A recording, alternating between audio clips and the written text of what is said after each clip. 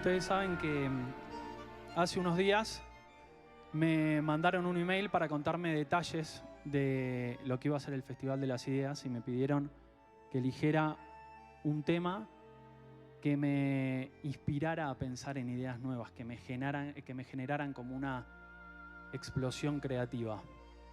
Así que lo primero que se me vino a la mente fue este tema. Este tema lo compuso Astor Piazzolla, se llama Adiós Nonino. Cuando Astor estaba en Puerto Rico, lo llamaron de forma intempestiva hace muchos años para comunicarle que su padre había muerto trágicamente en un accidente de tránsito. Años más tarde, el hijo de Astor, en una entrevista que le estaban haciendo en un medio de comunicación, contó que en esa circunstancia el padre entró en una profunda depresión y les pidió que lo dejaran solo a sus dos hijos. Los hijos se fueron a la cocina y Astor se encerró con su bandoneón en el baño. A los pocos minutos, estas melodías que ustedes están escuchando ahora empezaron a salir por debajo de la puerta de ese baño. Astor había compuesto la canción que hoy se conoce como la más triste y la más hermosa del mundo. Así de hecho nació Adiós Nonino, como le decían al padre. Hay situaciones externas que a veces nos empujan a salir del letargo en el que nos encontramos. Yo iba a elegir otro tema para la presentación del día de hoy. Y sin embargo, cuando me confirmaron la fecha de este evento, me fijé en el calendario y me di cuenta que hace exactamente 10 años un hecho me hizo cambiar la perspectiva. Un día como hoy, a las 2 de la mañana, como tantos otros días de mi vida, en el que a esa edad yo trabajaba desde la computadora de mi casa, en mi garage, creyendo que desde ahí iba a transformar el mundo, como si fuera Bill Gates. Estaba buscando, mientras trabajaba en mi proyecto de la Fundación Internacional de Jóvenes Líderes, una entrevista política en YouTube y me apareció recomendado un video que no me imaginé que iba a ver. Y me conmocionó tanto, pero tanto, que al otro día, a la misma hora, estaba sentado en la misma silla, pero esta vez mandando emails a distintos líderes mundiales para preguntarles sobre el flagelo de la pobreza y del hambre en el mundo. Y no solamente en el mundo, sino también en América Latina. Ese hecho me empujó a salir del letargo en el que me encontraba. El video es este que quiero compartirles a continuación. This is Esther. At first, I thought she was a boy. And this is her older brother, Sam.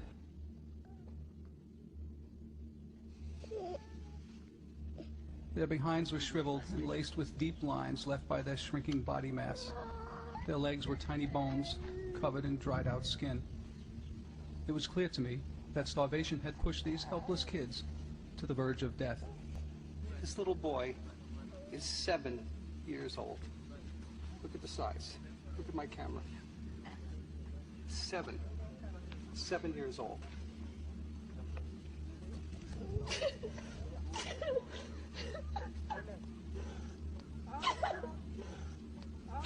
What are we gonna do?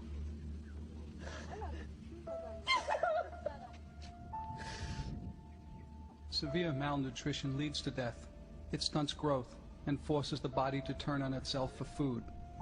Sam is under 3 feet tall and weighs under 20 pounds. Both Sam and Esther were also afflicted with polio. Neither of them could walk. We could not imagine why they were abandoned, left starving, lying hopelessly in the dirt. As we tried to absorb the nightmare before us and figure out what we should do, a little girl emerged from the bush. This little girl is the sister of those two little boys, and she was actually cooking for them at one point. Can you imagine? It was Sam and Esther's older sister, Jane, a very small 8-year-old.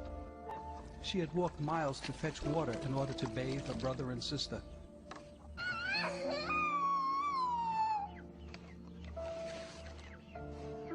To look into the face of a suffering child is to see the depth of humanity and the heart of God. And we are able to drop all vestiges of our selfishness and desire nothing more than to see another experience relief and joy. To have a little girl this size and age all by herself to walk God knows how far to get this water to go out and bathe those kids is beyond anything I could ever imagine. Will you ever be able to forget this place or those kids? We won't forget them, we'll be seeing them. We won't leave them. I don't like leaving them just tonight. We've got to do something so that we can make lifelong change for these kids rather than 1 week's change or 1 day's change or 1 month's change. Come see. Oh, they can sit up now. After eating a few crackers, they were just starving. Just starving. Fuerte, ¿no?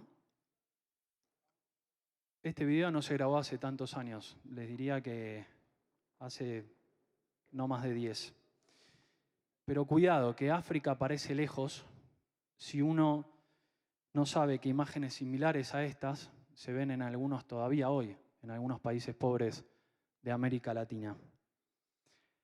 Cuando yo empecé a escribir el libro, después de las entrevistas que hice a estos líderes, que se llama El derecho a no ser pobres, la pregunta recurrente era: ¿qué hace que un país, por ejemplo, como Argentina, que tiene todos los climas, que tiene capital humano, que fue el primer país en el mundo en acabar con el analfabetismo, tenga hoy al 50% de su población bajo la línea de la pobreza? ¿O qué hace que Venezuela, en el año 2021, haya tenido al 95% de su población bajo la línea de la pobreza, pese a tener las reservas de petróleo más importantes del mundo? ¿Y por qué en contraposición está Japón, que no tiene prácticamente recursos naturales y sin embargo se encuentra dentro de los 5 primeros países del mundo en ingresos per cápita? El resultado de ese compendio de entrevistas, como les decía, terminó publicado en ese libro, y como no tenemos mucho tiempo para esta presentación, quiero compartir de modo sintético con ustedes algunas de las reflexiones a las que llegamos en el trajín de este trabajo. Miren, la pobreza no puede ser vista nunca como el resultado de un problema específico. Es, por el contrario, el cúmulo de procesos complejos que están relacionados a falencias éticas, sociales, pero fundamentalmente políticas e históricas, que atraviesa una sociedad a través de su historia. La solución no la tiene nadie, por eso a veces eso es lo desesperante, pero el principal paradigma al que nos enfrentamos hoy es la desigualdad de oportunidades, verdadera causa del hambre en el mundo.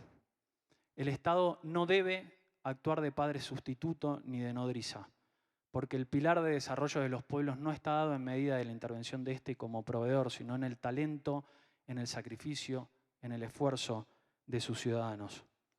Por el contrario, la obligación del Estado reside en la de ser un generador de oportunidades y de poner a disposición de la sociedad todas las herramientas posibles para que con ellas, junto a la creatividad y la libertad individual, cada uno pueda optar sobre qué hacer con su futuro, tanto profesional como personal y económico. Y es que no se trata acá de quitarle a los más ricos para darle a los más pobres, o darle a los más pobres para volverlos un rato más adinerados. Se trata de esmerarse por generar políticas públicas a largo plazo que integren, pero por sobre todas las cosas que equiparen derechos, que no vuelvan a nadie más pobre, sino a todos, cada vez más ricos. En los últimos años, medios de países como España, Argentina, ni se imaginan, y México, me imagino que también, reiteran titulares como el siguiente en sus medios: los políticos prefieren el colegio privado para sus hijos. Yo no soy precisamente un promotor de la restricción de las libertades individuales. Estoy no en esa cuadra ni en la otra, en la siguiente estoy absolutamente lejos de eso. Pero estas cuestiones a veces me hacen creer y me hacen pensar francamente que la única forma para que un político sienta empatía por el barro es exigiéndole pisarlo. ¿Imaginan ustedes cuán satisfactoria resultaría la salud y la educación pública si los funcionarios de forma obligatoria, al igual que sus hijos, debieran utilizar sus servicios? Entonces el calendario escolar sería cumplimentado a la perfección, los maestros recibirían un salario digno, en los hospitales no faltarían ni camas, ni insumos, ni tampoco tardarían en atenderte. De chico me costó mucho, pero mucho, comprender el concepto que afirmaba que un pueblo inculto es más proclive a la dominación. La lógica y la inexperiencia, la ingenuidad, me hacían creer que un ciudadano que recibe buena educación agradece con su voto a quien la gestiona. Pero años más tarde, después de haber participado, sobre todo también durante un breve lapso en política, comprendí que un pueblo embrutecido es más permeable al discurso populista por el simple motivo que es a través de él, donde el gobernante lo domina mediante las emociones. Un ciudadano educado reclama de un político racionalidad, mientras que el ignorante se conmueve solo con sermones sentimentalistas. La educación requiere necesariamente inversión y el populismo solo demagogia. Por eso es indispensable que la educación pública esté perfilada en base a las necesidades de los sectores en desventaja. Y como tal tiene que ser exigente y de calidad verificable, porque un individuo educado tiene en sus manos la única clave que abre la puerta del progreso y que es la de la libertad de poder elegir. Sistemas tan simples como estos han llevado a que hombres que han nacido en la más miseria absoluta terminen siendo absolutamente reconocidos por su trayectoria profesional. Los subsidios al hambre, por lo general, no resuelven, solo postergan. Son parches que mitigan, pero no enmiendan. Un gobierno que solo ofrece soluciones cortoplacistas y paternalistas posiblemente incentive en los más humildes un Estado que los termine convirtiendo en rehenes de su dádiva. La salida de la pobreza es realmente digna cuando se hace por medio del trabajo. Ningún subsidio perpetuo puede otorgarle a una persona ni dignidad ni sentimiento de utilidad.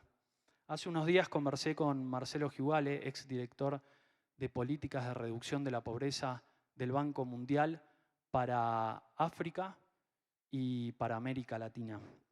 Y él, después de mucho tiempo, cambió su perspectiva en cuanto a la ayuda social. Y ahora dice que el Estado tiene la obligación de ayudar al que no puede, no al que no tiene. Van a ver ustedes que muchos políticos eligen repartir dinero ajeno como propio, asumiendo el papel de Robin Hood moderno. Pero es importante tener en cuenta como principio fundamental, tanto para la política como para la vida misma. No toda ayuda surge como un gesto desinteresado. Están también aquellos quienes la ofrecen como una demostración de poder y en consecuencia su objetivo final no reside en el beneplácito del acreedor, sino en su dominación.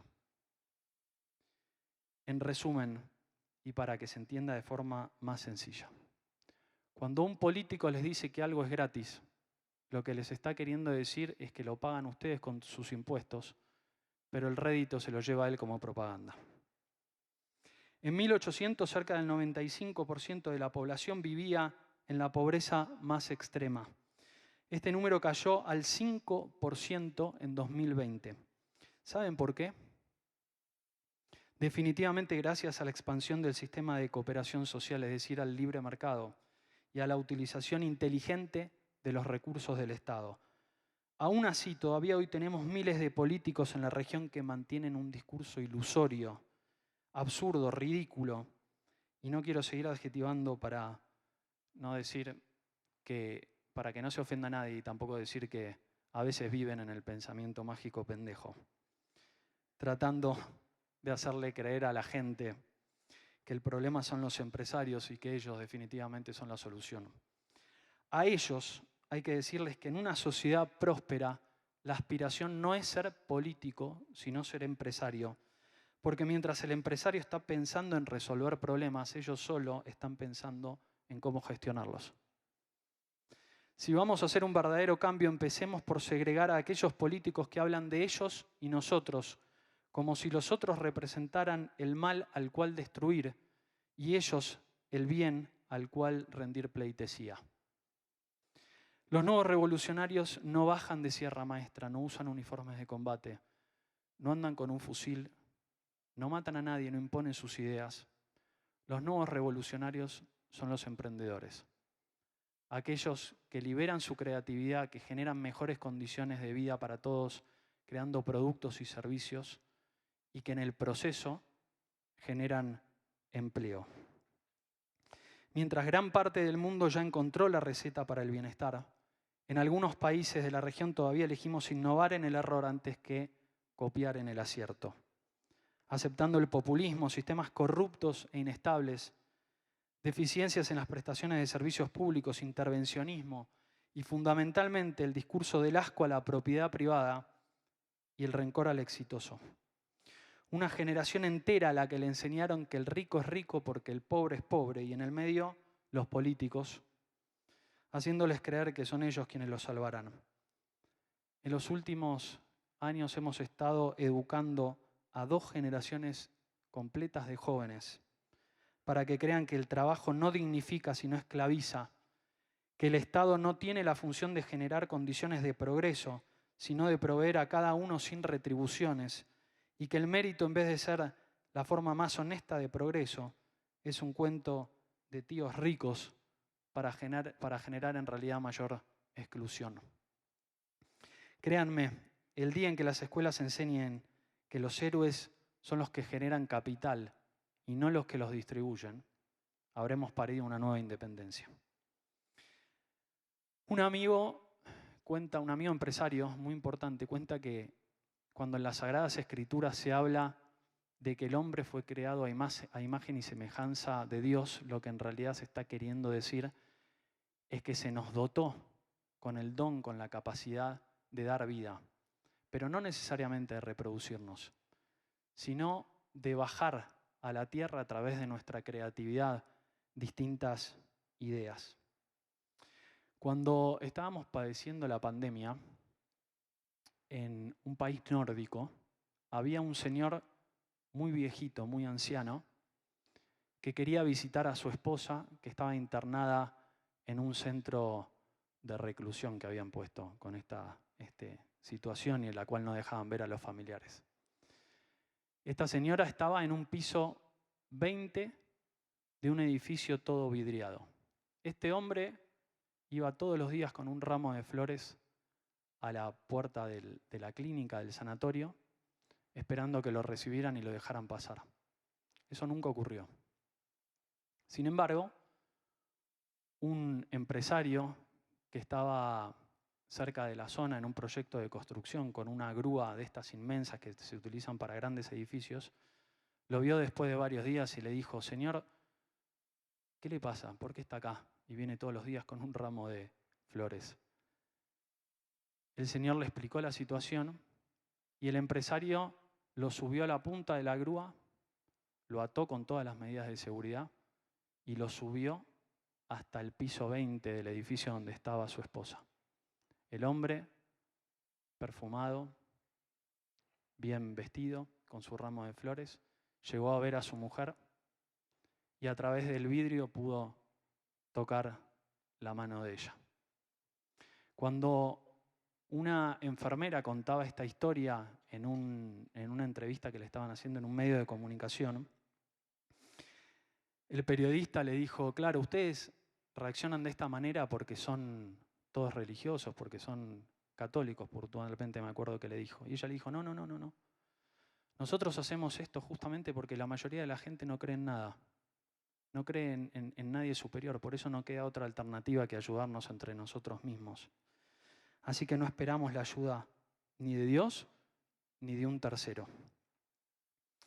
Piensen ustedes que si autores del tamaño de Platón, Aristóteles o Marco Aurelio o cualquiera de los estoicos siguen teniendo la vigencia que tienen hoy, eso significa que los problemas que atravesaron ellos hace muchos años siguen hoy teniendo la misma vigencia. La pobreza, los gobiernos totalitarios y los políticos corruptos son algunos de ellos. Involúcrense. Estamos en esta aventura maravillosa que es la vida.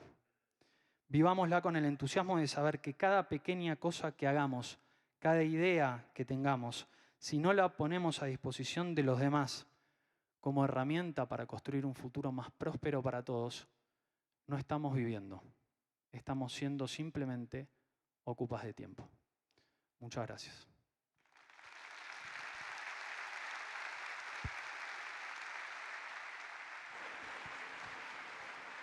Muchas gracias, Leandro. Un pequeño comercial. Ustedes van a poder encontrar en el foyer del Auditorio Metropolitano una librería hecha y derecha. De hecho, hay un gran libro como de nuestro tamaño hacia abajo y de ese libro cuelgan todos los títulos que están a la venta ahí. Y este es el tuyo, ¿verdad? Exacto, ese es el mío, es el último libro que saqué ya hace unos años. Bueno, el más que se reciente, llama ¿no? Espero que no sea el último. Esperemos, lo mismo pienso, si me da el tiempo, pero este se llama Lo que me dejan los 30. ¿Y eso es por los 30 años? Eso es por los 30 años porque tuve, justamente cuando cumplí los 30 años, tuve lo que a muchos les pasa, que es como una especie de crisis existencialista o de vida, o de replanteo existencial. Como dicen los argentinos, espérate que llegues a los 60, nene. Bueno, están la de los 40, los 50, tengo que llegar a los 60 nomás. Señoras y señores, lo que me dejaron los 30 allá afuera en la librería Leandro Vioto Romano. Muchas gracias. Leandro. Wow.